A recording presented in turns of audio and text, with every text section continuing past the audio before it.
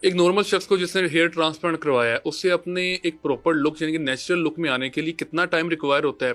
और ये भी कहा जाता है कि एक दफ़ा जब आप बाल लगवाते हैं वो एक दफ़ा मुकम्मल झड़ जाते हैं, जी जी। उसके बाद जो है वो एक प्रोसीजर उसके बाद जो शुरू होता है, सर ये कितना टोटल प्रोसीजर है? देखिए, उसमें जब हम बाल लगाते हैं ना आपका, तो बाल लगने के बाद बाल के 2 हिस्से होते हैं। एक उसकी जड़ होती है, उसके बाद एक बाहर शाफ्ट निकल रही होती है। तो अब जब आप एक पौधे को निकाल के नई जगह लगाते हैं तो आप देखेंगे वो पौधा थोड़ी देर के लिए मुरझा जाता है, उसके पत्ते गिर जाते हैं क्योंकि अपनी जड़ें मजबूत कर रहा होता है। इधर भी यही जो है वो सिस्टम होता है कि आपकी जो जड़ है वो मजबूत हो रही होती है, वो शाफ्ट जो है ना वो लूज़ हो जाती है, वो शाफ्ट निकल जाती है। तो अक्सर लोगों को लगता है कि हमारी जो बाल है वो जड़ समेत निकल गया है।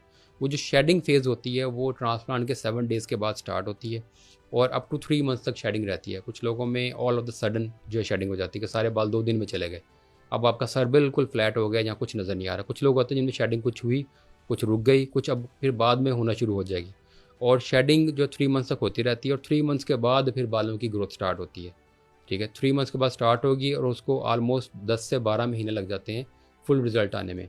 अब ये जो ग्रोथ है वो वेरिएबल फैक्टर है। एक बंदा है जिसको हर 2 हफ्ते बाद कटिंग की ज़रूरत पड़ती है, एक बंदा जिसको 2 महीने बाद कटिंग की ज़रूरत पड़ती है। अब जिसको 2 महीने बाद कटिंग की ज़रूरत पड़ती है उसको टाइम ड्यूरेशन ज़्यादा भी लग सकता है क्योंकि उसकी ग्रोथ पहले से स्लो थी, और जिसकी ग्रोथ पहले से अच्छी थी तो उसकी जो है वो जल्दी रिजल्ट आ जाएगा। तो ये फैक्टर है।